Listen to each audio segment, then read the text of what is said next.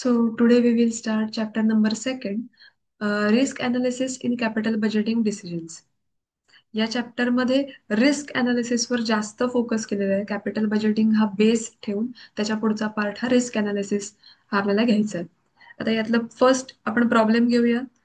या प्रॉब्लेम मध्ये त्यांनी म्हटलंय following information relates to the cash flow of project X and Y with their associated probabilities which project should be accepted.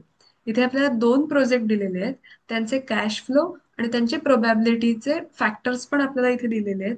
आता याच्यात आपल्याला दोन प्रोजेक्ट्स मधला कोणता प्रोजेक्ट हा जास्त आपल्याला प्रॉफिट मिळवून देणारा असेल हा आपल्याला शोधायचा आहे. सो दॅट्स वाय त्याने म्हटलंय which project should be accepted. जो जास्त प्रॉफिटेबल असेल तो प्रोजेक्ट हा आपण ऍक्सेप्ट करणार आहोत. Then how do we solve this problem. आता हा प्रॉब्लेम सॉल्व्ह करण्यासाठी इथे त्यांनी पॉसिबिलिटीज दिलेला आहे, हा ॲज इट इज कॉलम येईल. प्रोजेक्ट एक्स याच्यामध्ये कॅश फ्लो, प्रोबॅबिलिटी आणि इथे एक थर्ड आपला कॉलम येईल. Let's take a look. Third column येईल एक्सपेक्टेड कॅश फ्लो. आणि प्रोजेक्ट वाय साठी सुद्धा सेम कॅश फ्लो फर्स्ट घ्यायचा आहे.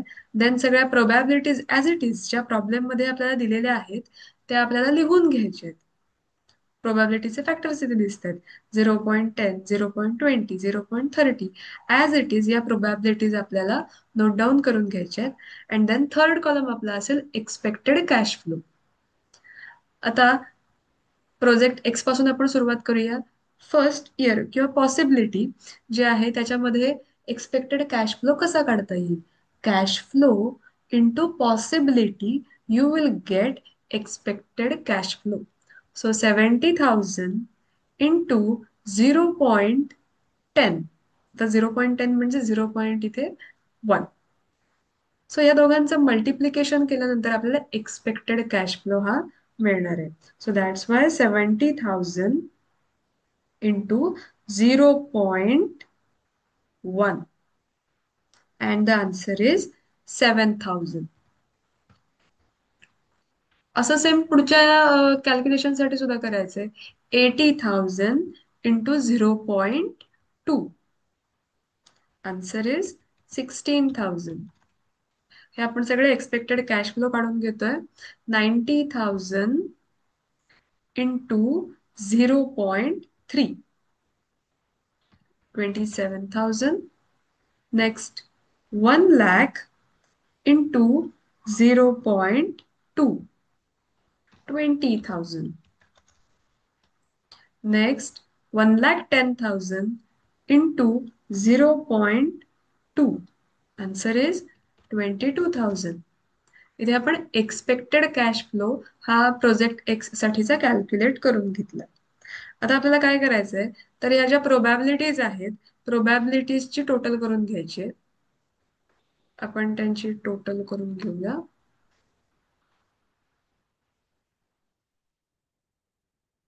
या सगळ्यांची टोटल येते 1. सो 0.10 प्लस 0.20, 0.30, 0.20, 0.20 सगळ्याची टोटल येते 1. एक्सपेक्टेड कॅश फ्लोची सुद्धा आपण टोटल करून घेऊया.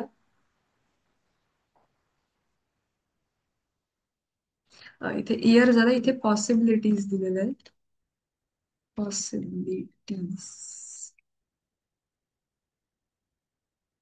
तेवढा फक्त करेक्शनचा पार्ट. इथे इयर टाईप झालं होतं, इथे पॉसिबिलिटीज वर्ड पाहिजे कारण प्रॉब्लेम मध्ये पॉसिबिलिटी दिलेली आहेत. आता पुढे प्रोजेक्ट वाय साठी कॅल्क्युलेशन करायचंय. कॅश फ्लो ऑलरेडी प्रॉब्लेमला दिलाय, प्रोबॅबिलिटी पण दिली आहे.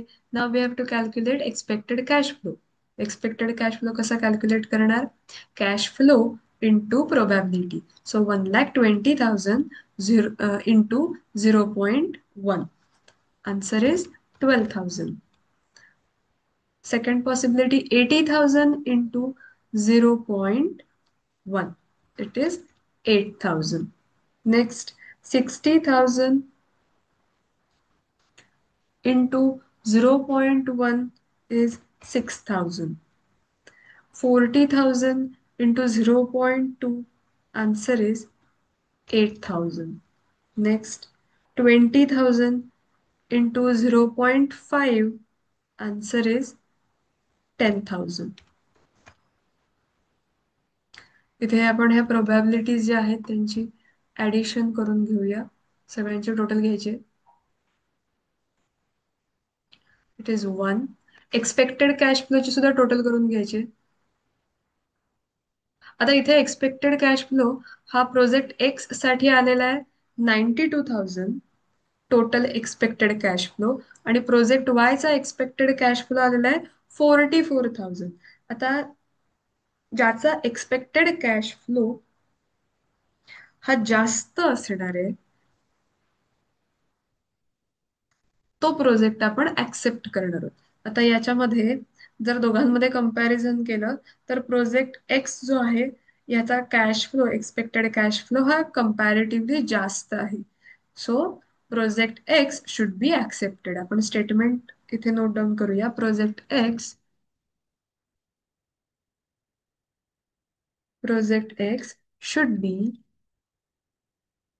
should be accepted as it has greater expected monetary value. Greater expected monetary value. So इथे आपल्याला कॅल्क्युलेशन मध्ये आपल्याला मिळालंय की कोणता प्रोजेक्ट आपण ऍक्सेप्ट करणार आहोत, तर प्रोजेक्ट एक्स. ज्या वेळेला दोन प्रोजेक्ट्समध्ये किंवा दोन गोष्टींमध्ये कंपॅरिझन करायला सांगितलं जातं, अशा प्रकारचा प्रॉब्लेम येतो, तेव्हा तुम्हाला दिलेला कॅश फ्लो आणि समोर असलेल्या प्रोबॅबिलिटीचा फॅक्टर या दोघांचं तुम्हाला मल्टिप्लिकेशन करावं लागतं and then you will get expected cash flow. आता त्या कॅश फ्लो मधल्या दोन अमाऊंट ज्या तुमच्या मिळतील त्याच्यामध्ये तुम्हाला कंपॅरिझन करावं लागतं. त्यातली जी अमाऊंट ग्रेटर असेल, जी जास्त प्रॉफिटेबल असेल, that should be your answer.